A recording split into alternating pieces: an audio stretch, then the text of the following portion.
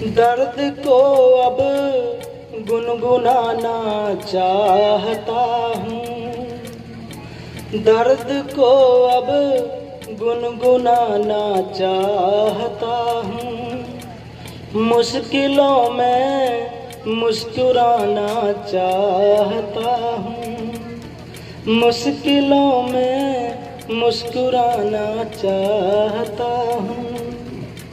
जिंदगी गुजरी है तुमको याद करके। बाबा साहब तुम्हें याद करते थे, अपने समाज को याद करते थे। जिंदगी गुजरी है तुमको याद करके, अब मैं तुमको याद आना चाहता हूँ, अब मैं तुमको याद आना चाहता हूँ।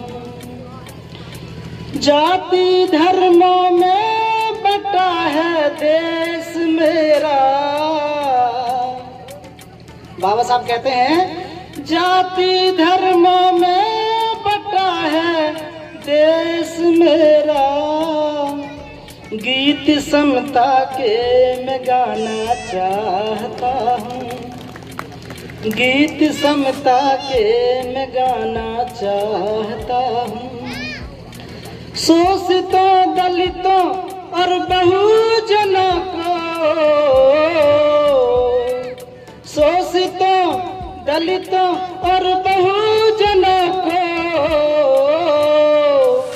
देश का राजा बनाना चाहता हूँ, देश का राजा बनाना चाहता हूँ। मैं सर्वप्रथम भगवान बुद्ध और बाबा साहब के चरणों में नमन करते हुए और मंच पर आसीन आज के अतिथिगण, मेरे सम्मुख सभी भीम सैनिक सैनिकाओं को मेरा क्रांतिकारी जय भीम, नमो बुद्धाय। साथियों, संविधान के बारे में सब लोग बता रहे हैं कि संविधान पढ़ना चाहिए, हमें शिक्षित होना चाहिए, लेकिन आपको छोटी छोटी ऐसी बातें बताऊंगा जो शायद बहुत कम लोगों को पता होगी संविधान के बारे में।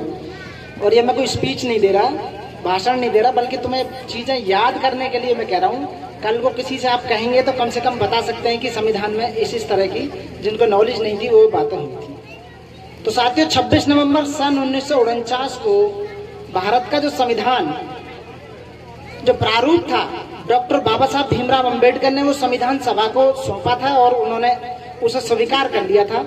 और उसी दिन से संविधान में करीब 15 आर्टिकल उसी दिन से लागू हो गए थे। और बाकी का जो संविधान लागू हुआ था वो 26 जनवरी 1950 को लागू हुआ था। साथियों, इस संविधान को बनाने वाले जो लोग थे, जो समिति थी, उसमें 7 लोग थे।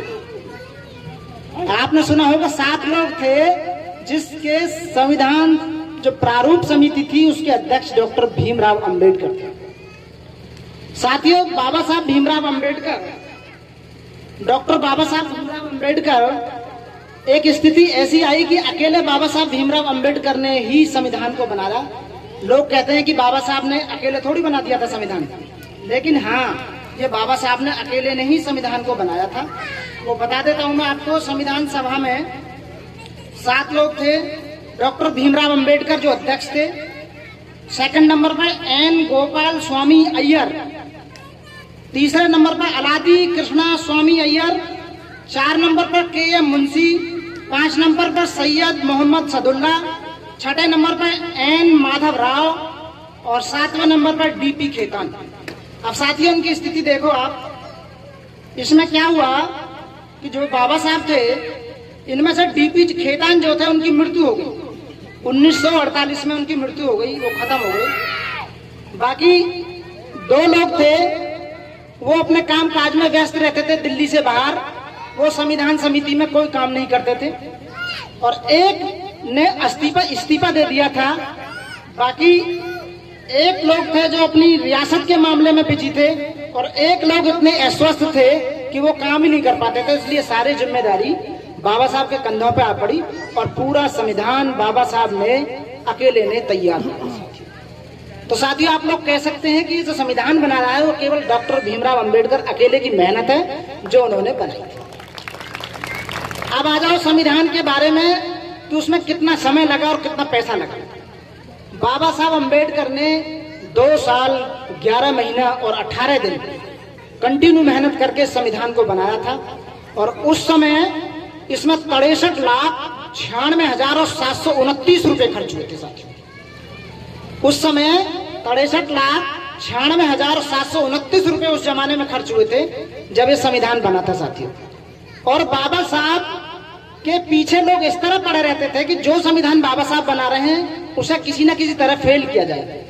तो बाबा साहब जब भी संविधान सभा में जाते थे तो उसकी 114 मीटिंग हुई थी और 114 मीटिंगों में बाबा साहब ने खुद खड़े होकर एक एक आर्टिकल को डिफाइन करा था कि इस आर्टिकल की जरूरत इसलिए है और इसकी इसलिए है। साथियों, और भी कई संविधान थे। BN राव, एक BN राव थे, उनका भी संविधान था। एक नेहरू जी का संविधान था, लेकिन अंततः बाबा साहब के संविधान को पारित किया गया और 26 जनवरी 1950 को वो लागू हुआ साथियों। और एक बात बताऊं आपको, संविधान दिवस जो मनाया जा रहा है, ये सरकार जो बनाने लगी वो सन 2015 से बनाने लगी। मात्र अभी 5-6 साल पहले से सरकार इसे बनाने लगी है, क्योंकि वो डॉक्टर भीमराव अंबेडकर के जन्मदिन की 125वीं वर्षगांठ पर बाबा साहब को श्रद्धांजलि दी और उस दिन से सरकार संविधान दिवस के रूप में 26 नवंबर को मनाने लगी साथियों। ये आप बात याद रखना साथियों। और एक बात और बताऊं, जो बाबा साहब ने संविधान ही नहीं बनाया, संविधान के बावजूद भी बाबा साहब ने भारत को क्या क्या चीजें दी वो आप सुनिए। भारतीय रिजर्व बैंक की स्थापना बाबा साहब के विचार से हुई थी।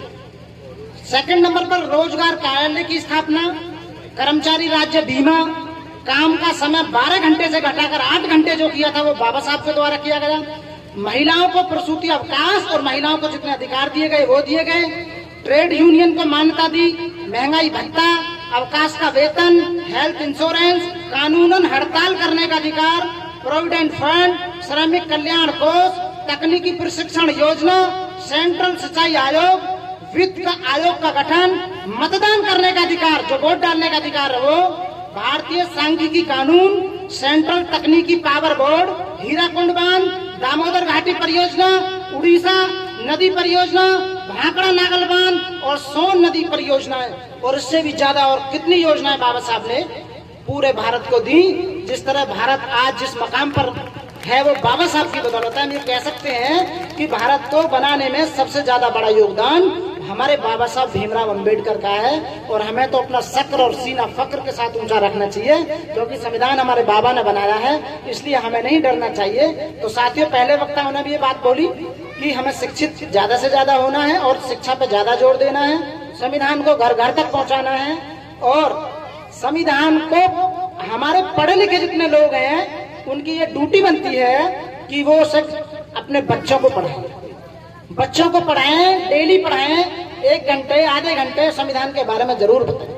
जब संविधान बना था उस समय 22 पार्ट, 395 अनुच्छेद और 8 अनुसूचियां थी, लेकिन 104 अमेंडमेंट सरकार कर चुकी है, जिसमें 27 संशोधन हमारे रिजर्वेशन को लेके अब तक हो चुके हैं। सब लोग रिजर्वेशन के पीछे पड़े हुए हैं। 104 अमेंडमेंट में से 27 संशोधन हमारे रिजर्वेशन के ऊपर हो चुके हैं साथियों। इस तरह से हमारे रिजर्वेशन को खत्म करते जा रहे हैं धीरे धीरे धीरे धीरे धीरे। साथियों, इस समय संविधान में 444 आर्टिकल हैं, 25 भाग हैं और 12 अनुसूची हैं और 5 परिशिष्ट। तो साथियों, संविधान को पढ़ो और उसे बताओ, अपने बुजुर्गों को भी बताओ साथियों। साथियों, बाबा साहब ने कहा था कि संविधान को बड़ी मुश्किल से, इस कारवा को मैं बड़ी मुश्किल से ऊपर तक लेकर आया हूँ, इसलिए नीचे न जाने देना, तो कम से कम जहाँ है वहां तो रहने ही देना साथियों। तो हमारे पढ़े लिखे लोगों की ज्यादा जिम्मेदारी बनती है, हमारी ज्यादा जिम्मेदारी बनती है। और जिस जिम्मेदारी को हमारे अमर सिंह एडवोकेट बड़ी बखूबी निभा रहे हैं, उनकी टीम को मैं सैल्यूट करता हूँ, धन्यवाद करता हूँ कि पिछले 4 दिन या 5 दिन से जागरूकता अभियान में लगी हुई है। और सब साथी हमारे लगे हुए हैं, हमारे वकील साहब आए हुए हैं, वकील साहब का स्वागत है। साथियों, एक कवि था, उसने बाबा साहब को जब बात करी तो बाबा साहब के दुख को उसने अपनी पंक्तियों में किस तरह जाहिर किया है कि बाबा साहब कितने मतलब परेशान थे उस समय और बाबा साहब चाहते क्या थे।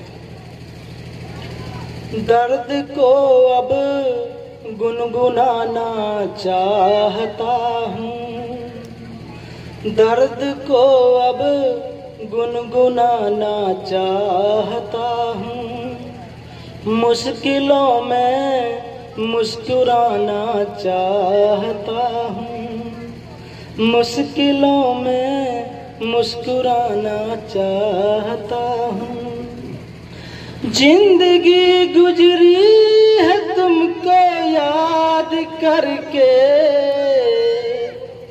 बाबा साहब तुम्हें याद करते थे, अपने समाज को याद करते थे। जिंदगी गुजरी है तुमको याद करके, अब मैं तुमको याद आना चाहता हूँ, अब मैं तुमको याद आना चाहता हूँ।